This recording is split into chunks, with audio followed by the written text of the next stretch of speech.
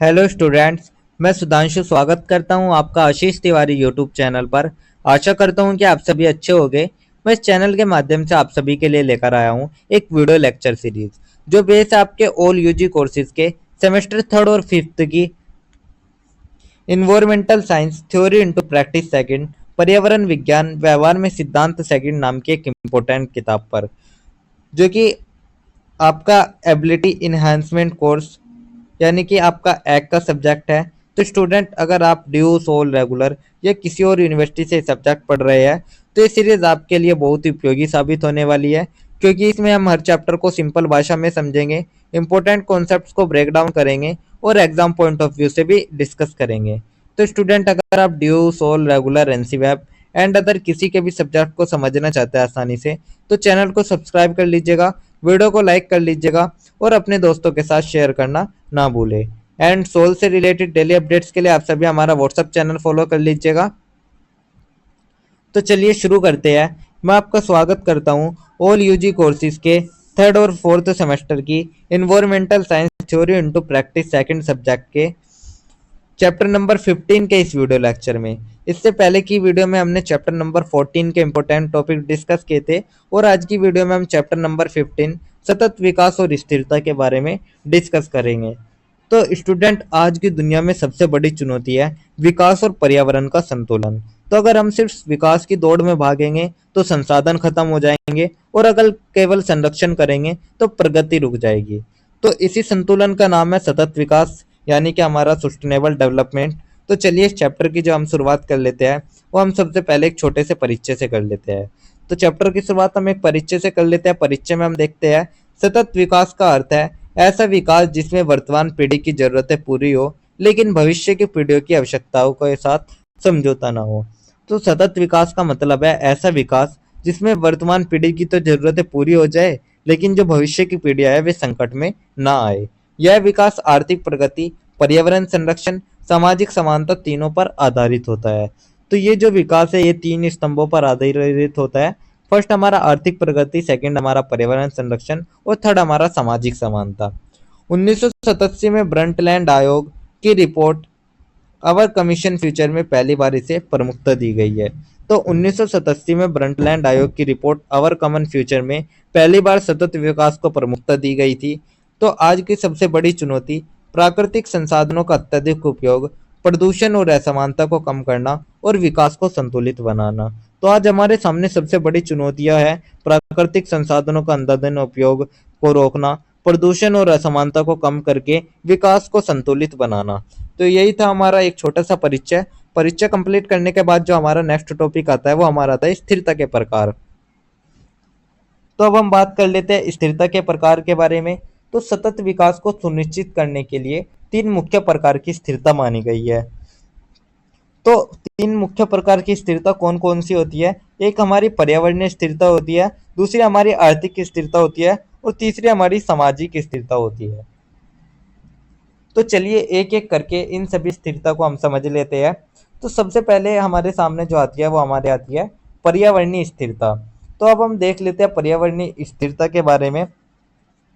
सबसे पहले हम इसका अर्थ समझ लेते हैं। अर्थ प्राकृतिक संसाधनों का ऐसा उपयोग जिससे वे खत्म ना हो और भविष्य के लिए सुरक्षित रहे। तो पर्यावरणीय स्थिरता का मतलब है प्राकृतिक संसाधनों का ऐसा उपयोग जिससे वे खत्म ना हो और भविष्य के लिए सुरक्षित भी रहे। तो इसके कुछ उदाहरण देख लेते हैं, जैसे कि वनों की अंधाधुंध कटाई को रोकना, नवीकरणीय ऊर्जा जिसमें सौर ऊर्जा, पवन ऊर्जा, जल ऊर्जा का उपयोग और प्रदूषण नियंत्रण। तो ये इसके कुछ उदाहरण हो गए पर्यावरणीय स्थिरता के। इसका महत्व भी देख लेते हैं। तो इसका महत्व है पर्यावरण संतुलन बनाए रखना और जलवायु परिवर्तन की समस्या को रोकना या उसको कम करना। तो ये थे हमारा महत्व, उदाहरण और अर्थ पर्यावरण स्थिरता का। तो ये था हमारा पर्यावरण स्थिरता। इसके बाद जो हमारी नेक्स्ट स्थिरता आती है वो हमारी आती है आर्थिक स्थिरता। तो अब हम बात कर लेते हैं आर्थिक स्थिरता के बारे में। तो सबसे पहले इसका भी हम अर्थ समझ लेते हैं। तो अर्थ में देखेंगे ऐसा आर्थिक विकास जो लंबे समय तक चल सके और संसाधनों का न्यायपूर्ण वितरण सुनिश्चित करे। तो आर्थिक स्थिरता का मतलब है ऐसा आर्थिक विकास जो कि लंबे समय तक चले और संसाधनों का उचित वितरण सुनिश्चित करे। तो इसके कुछ मुख्य बिंदु है, जैसे कि रोजगार के अवसर को बढ़ाना, गरीबी कम करना, उत्पादन में वृद्धि लेकिन पर्यावरण को नुकसान पहुंचाए बिना। तो यही कुछ मुख्य बिंदु हमारे आर्थिक स्थिरता के। इसके कुछ उदाहरण भी है, जैसे कि हरित प्रौद्योगिकी होगी, ग्रीन टेक्नोलॉजी को अपनाना और सतत कृषि और उद्योग यानी कि पर्यावरण मित्र उद्योग का उपयोग। तो ये सभी हमारे कुछ उदाहरण हो गए आर्थिक स्थिरता के। तो ये थे हमारे आर्थिक स्थिरता के उदाहरण, मुख्य बिंदु और उसका अर्थ। तो ये थी हमारी आर्थिक स्थिरता। इसके बाद जो हमारी नेक्स्ट स्थिरता आती है वो हमारी आती है सामाजिक स्थिरता। तो अब हम बात कर लेते हैं सामाजिक स्थिरता के बारे में। तो सबसे पहले हम सोशल सस्टेनेबिलिटी का अर्थ समझ लेते हैं। समाज में समानता, न्याय और सबको विकास के अवसर मिलना। तो इस सामाजिक स्थिरता का मतलब है समाज में समानता, न्याय और सभी के विकास के अवसर देना। इसमें कुछ मुख्य बिंदु आते हैं, जैसे कि शिक्षा और स्वास्थ्य की समान पहचान, लैंगिक समानता या लिंग समानता, सांस्कृतिक परंपरा और समुदाय का संरक्षण। इसके कुछ उदाहरण भी मैं आपको बता देता हूँ, जैसे कि महिला सशक्तिकरण योजनाएं हो गई, ग्रामीण विकास कार्यक्रम हो गए या जन कल्याण कार्यक्रम हो गए। ये सभी हमारे मुख्य बिंदु हो गए, मुख्य उदाहरण हो गए और मुख्य अर्थ हो गए सामाजिक स्थिरता का। तो ये तो हमारी सामाजिक स्थिरता। इसके बाद जो हमारा नेक्स्ट टॉपिक आता है वो हमारा एक छोटा सा सारांश आता है। तो अब हम पूरे चैप्टर का एक छोटा सा सारांश देख लेते हैं, यानी कि जो पूरा चैप्टर है उसका एक निष्कर्ष देख लेते हैं कि आखिर इस चैप्टर में हमने पढ़ा क्या। तो सारांश में हम सबसे पहले देखेंगे सतत विकास का उद्देश्य है विकास और पर्यावरण में संतुलन बनाना। तो जो सतत विकास का मकसद है वो यही मकसद है कि जो विकास और पर्यावरण है उसमें संतुलन बना रहे। स्थिरता तीन आयामों पर आधारित है। तो इसके हमारे तीन स्तंभ है या तीन आयाम है, जैसे कि पर्यावरण स्थिरता, आर्थिक स्थिरता, सामाजिक स्थिरता। तो सबसे पहले आती है हमारी पर्यावरणीय स्थिरता, जिसमें प्राकृतिक संसाधनों का संरक्षण किया जाता है।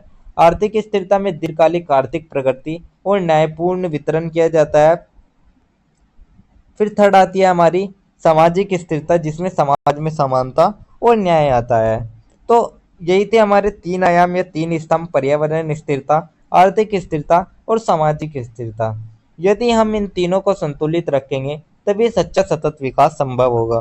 तो जब ये तीनों स्तंभ संतुलित हो गए तभी सच्चा सतत विकास संभव होगा। तो स्टूडेंट याद रखिए, प्रकृति और विकास अगर साथ चलेंगे तभी हमारा भविष्य सुरक्षित होगा। हम किसी एक को भी प्रियोरिटी नहीं दे सकते, हम प्रकृति को भी प्रियोरिटी नहीं दे सकते, क्योंकि अगर हम प्रकृति को प्रियोरिटी देंगे, प्राथमिकता देंगे, तो जो हमारा विकास है वो हमारा विकास रुक जाएगा। और अगर हम विकास को प्राथमिकता देंगे या प्रियोरिटी देंगे तो जो हमारी प्रकृति है वो हमारी खतरे में आ जाएगी, जिससे कि हमारा जीवन भी खतरा में आ जाएगा। तो ये दोनों ही हमारे लिए बहुत ही महत्वपूर्ण साबित हो जाते हैं, प्रकृति भी और विकास भी। तो ये दोनों ही साधन हमारे मानव जीवन के लिए बहुत ही उपयोगी साबित होते हैं। तो इसलिए ही हमें दोनों को संतुलित रखते हुए हमें पर्यावरण का संरक्षण भी करना चाहिए और सतत विकास भी करना चाहिए। तो स्टूडेंट, ये जिम्मेदारी सिर्फ हमारी नहीं है या ये जिम्मेदारी सिर्फ सरकारी की नहीं है, ये जिम्मेदारी संपूर्ण भारत के लोगों की है कि हम सभी पर्यावरण का संरक्षण करें, ताकि जो हमारा विकास है उसमें हमें कोई भी परेशानी ना हो और विकास भी इस तरीके का हो ताकि जो पर्यावरण है उसको नुकसान ना पहुंचे और आगे आने वाली पीढ़ियां सुरक्षित रहे। तो यही था हमारा एक छोटा सा निष्कर्ष, छोटा सा सारांश, जिसके साथ हमारा चैप्टर नंबर 15 कंप्लीट होता है। तो यही था हमारा 15 चैप्टर, जिसके इंपॉर्टेंट टॉपिक्स मैंने आपको शॉर्ट्स में एक्सप्लेन कर दिए हैं। तो अगर किसी भी स्टूडेंट को ये पीडीएफ या ये नोट्स चाहिए होंगे तो आप सभी हमारा टेलीग्राम चैनल ज्वाइन कर लीजिएगा, वहाँ आपको ये पीडीएफ या ये नोट्स मिल जाएंगे। तो अगर किसी भी स्टूडेंट का किसी भी तरह का कोई भी डाउट या किसी भी तरह की कोई भी क्वेरी होती है तो आप हमारे कमेंट सेक्शन में या फिर हमारे इंस्टा पेज को फॉलो करके भी पूछ सकते हैं। डाउट या क्वेरी आपकी या तो सोल से रिलेटेड भी हो सकती है या फिर आपके वीडियो लेक्चर से रिलेटेड भी कोई भी डाउट या क्वेरी हो सकती है। तो हम हमारे व्हाट्सएप चैनल पर सोल से रिलेटेड जो भी डेली अपडेट्स होते हैं वो भी हम सबसे पहले आपको प्रोवाइड कराते हैं।